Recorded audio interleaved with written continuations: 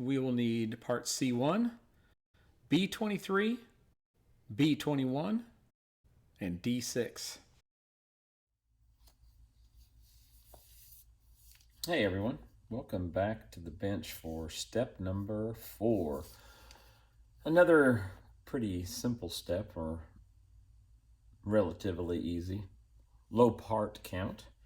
So we are going to be on step 4 right here, where we are going to be building this little section here with 3 pieces and painting up this piece here, which is part D6. So we only need 4 parts: D6, B21, B23, and C1. So I'm going to cut all these pieces out and glue these together, and then we can start painting. All right, what I did was I went and found the parts and I clipped them off of the actual sprue, so that way sometimes it's easier to grab them and get closer to the actual part for when you're trimming them. And that way you just can come around and trim those off. Make sure they're smooth.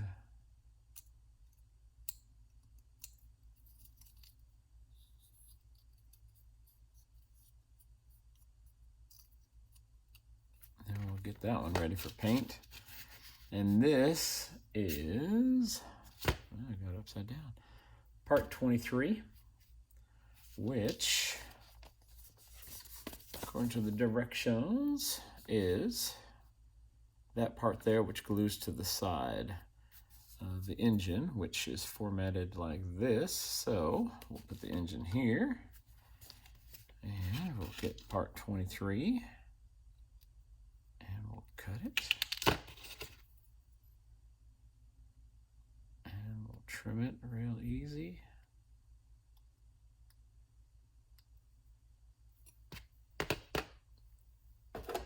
Make sure that edge is smooth.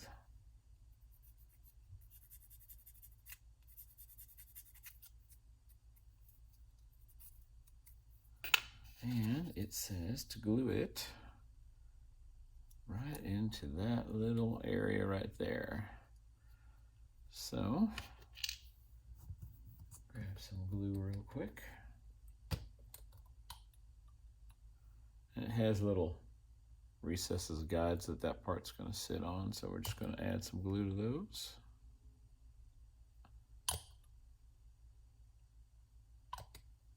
And I'm going to drop that in there and let it dry. That way when we paint it, we're painting it all as one color and one unit. And we'll be able to grab down here with some alligator clips, so it'll make airbrushing pretty easy. So the other part on the other side is B21. So we're going to go ahead and there's B21. We're going to cut that.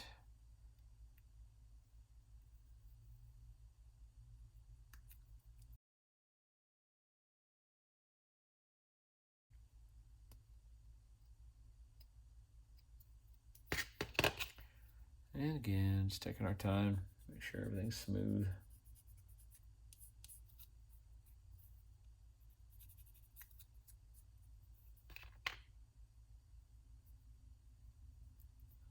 And that goes on the other side. Same with the notch up. So, drop some glue in there.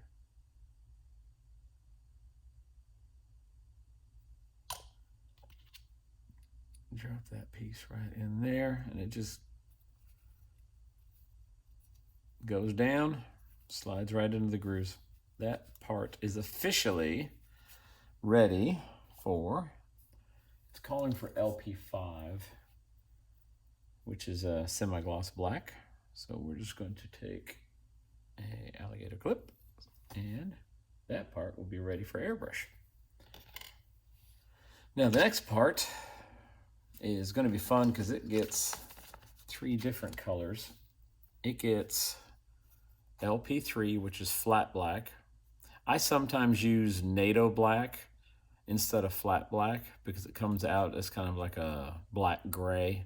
But I'm going to go ahead and shoot it flat black. LP72, which is a mica silver for this section, and the section that connects to the actual engine is LP5, which is semi-gloss black, which we're painting this. So when I paint this, I'm going to paint this whole piece LP5 and then come in and mask off the areas and get those painted. So let's clip off that part, which is D6.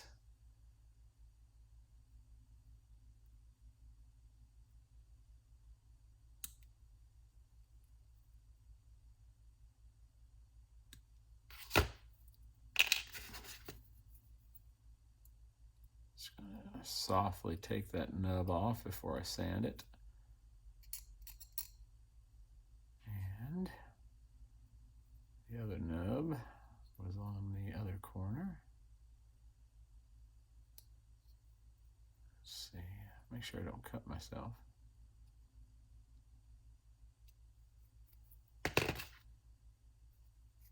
Just kind of sand, make sure I don't get a flat spot, so just keep sanding, moving it around so that way it's sanding, but it's not getting a flat spot.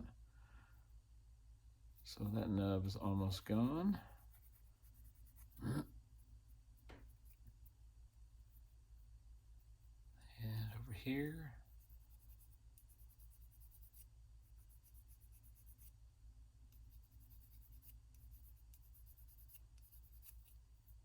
And that's all smooth as well. So I will go and get these ready for paint. Fire up the airbrush booth and get some paint laid down on these parts. I'll see you in a minute. All right, we got the parts painted. We went ahead and did the first step with the LP5 by Tamiya. And so this is all painted, which this section right here up to this hose right here. So all of this has to stay LP5. This will be painted flat black, as well as this, and this will be painted mica silver, which is LP72, and the flat black is LP3. So this is all painted, both parts are glued. It's ready to actually, I wanted to join it to the engine. So it would sit something like that on top of the engine. So I might go ahead and give it a dry brush like I did with these connector points here.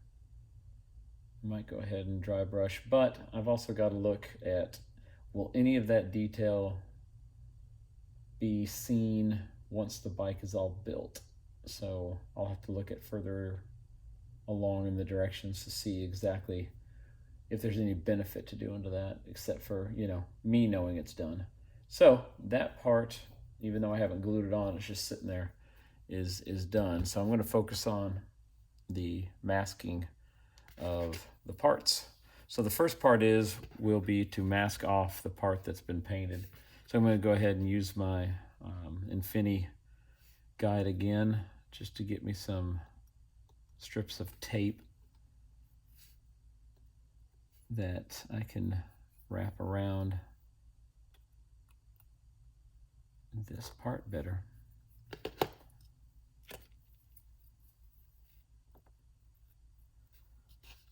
So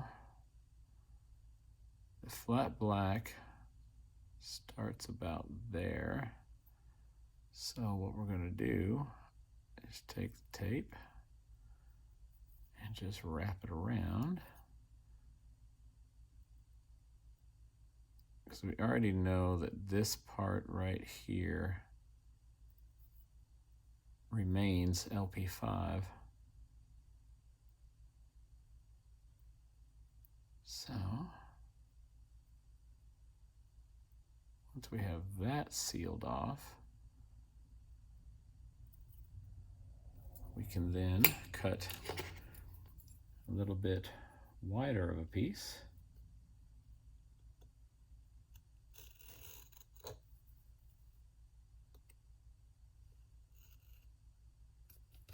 That's why I love this cutting mat, because I can just cut pretty much any size. I don't want to pull any paint off, so I'm just going to go ahead and put that on my finger to try to get some of the stickiness off the tape. Now I can just, masking tape never wants to behave. It wants to stick to everything but what you want it to stick to. So I'm just going to fold it around. Doesn't have to be perfect, just has to stop the other paint from getting where I don't want it. Like I said in one of my earlier videos, part of the joy of masking is seeing how well you did when unmasking. And I know I could go ahead and paint this with a paintbrush if I really wanted to, but I've gotten in such a mode lately of painting with airbrush if I can, because it doesn't leave any brush strokes whatsoever, and I don't think my skill set is really all that good if I need to rely on not having brush strokes. So I am going to get this first part done. All right, so now I'm going to go ahead and paint flat black over this entire piece here. So that way, after the flat black dries, I can come back, mask this area off. I just masked that area off. So after the flat black, I'll mask this area and this area off, and then just shoot that LP72 and it will be done. So I'm gonna go ahead and shoot the flat black, and I will be right back. All right, I am going to get this masked up now, so that way I can paint the silver.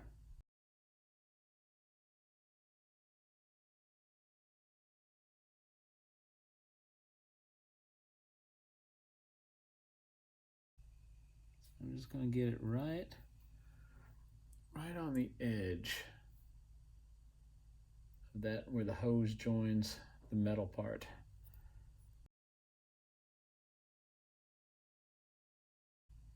So it's going to be a little bit more difficult.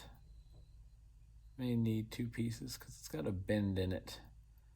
And if you worked with masking tape before, you know sometimes it just don't bend as well as it should. It's kind of like all of us, the older we get, we don't bend the way that we used to.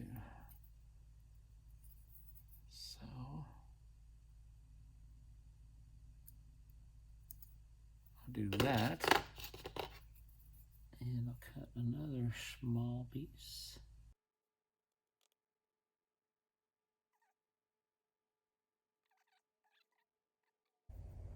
Just a little bit where that hose joins.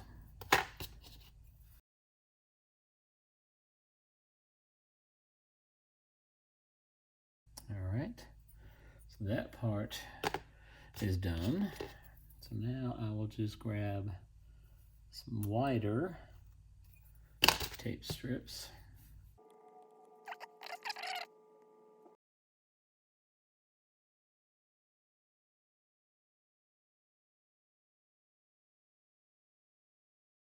Sometimes masking can be so tedious, but for some strange reason, I enjoy it. I don't know why. I guess because for so many years, I didn't take proper precaution, and then would have to paint more to fix any mistakes that I made.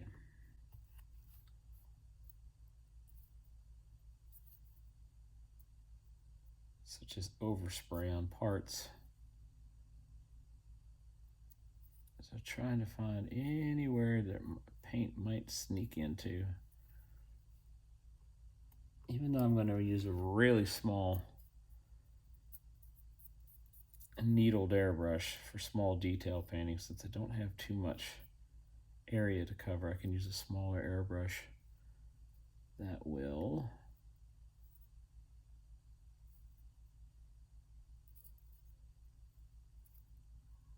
there we go. So I believe that's all going to work just fine. So now I'm going to go shoot that part, the mica silver, and I will be back.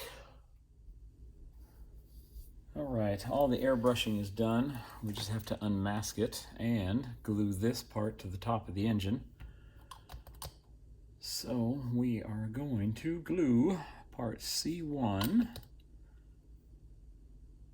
to the top of this engine.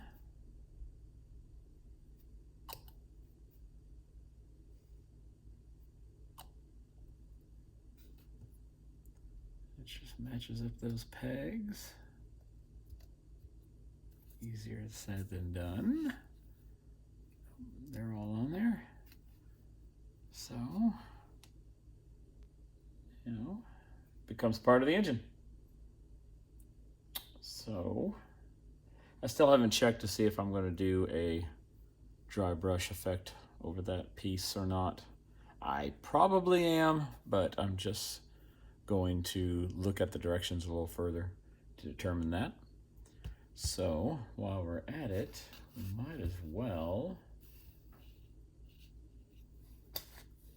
take the masking tape off of this part. So put my clip back and we will begin to unmask, which, like I said, I really enjoy unmasking because it lets you see how good or how bad you did.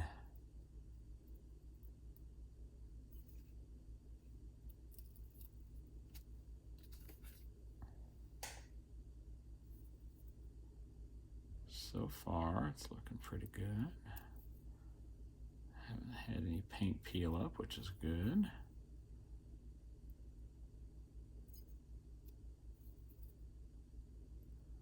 And you can tell by my fingers and my hands that sometimes I wear gloves. Sometimes I don't. I'd much rather wear gloves. But sometimes I can't find the ones I really like that aren't so loose fitting that they bother me, or glue or something else sticks to them and it makes it even harder to operate. If you guys have any suggestions on where to find any of these cool gloves, drop a comment in the links and let me know where you get yours. And maybe I can find some that I like. That connection looks really good, really tight. So I'm gonna grab right here so I don't get any fingerprints anywhere else. And almost to the point.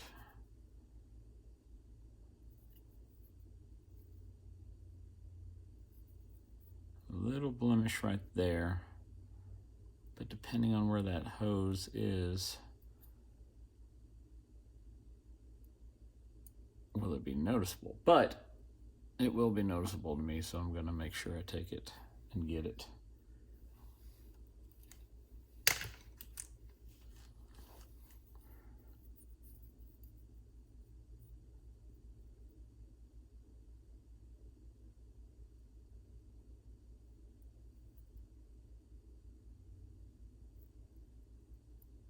So you can tell the difference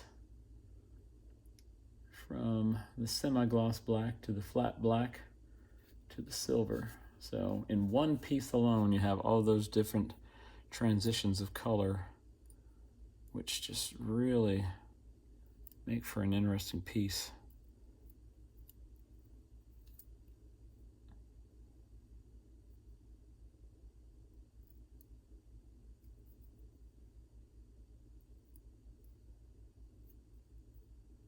Trying to find all the little ends.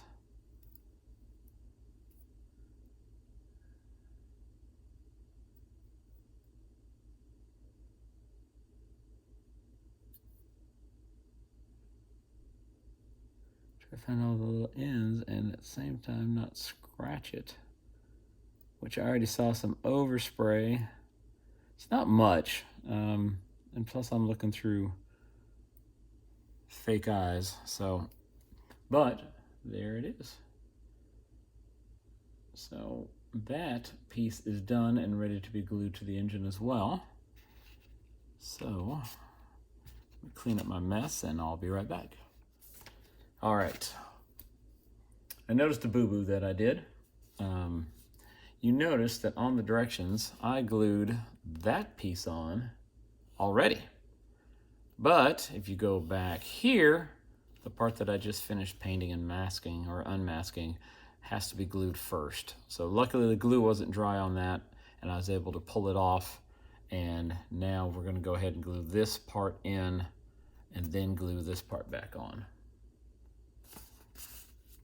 So the directions say that it fits in here with this part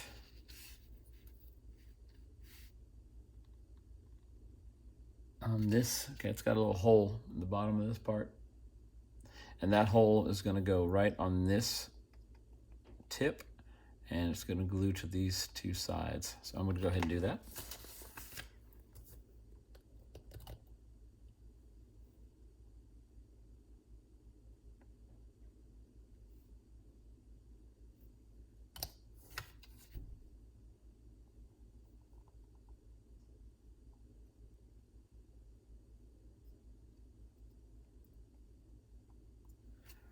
It slides down right on there, connects to both sides. Gotta love Tamiya model kits. The precision is just crazy. So then, it's almost sad, but then we're gonna go ahead and re-glue these. 4 pegs.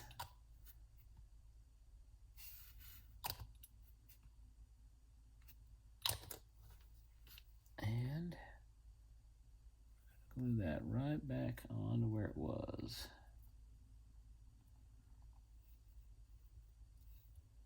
And there is the completed step 4. Which again, like I've said all along these steps, the different colors of metal, of rubber hoses, of semi-gloss blacks, it just makes for a very interesting model just sitting like this. And that's another thing that I enjoy, is trying to make each step a model of its own. So what I'm going to do now is I'm going to take a little bit of wash and I'm going to just do this edge here and this edge here.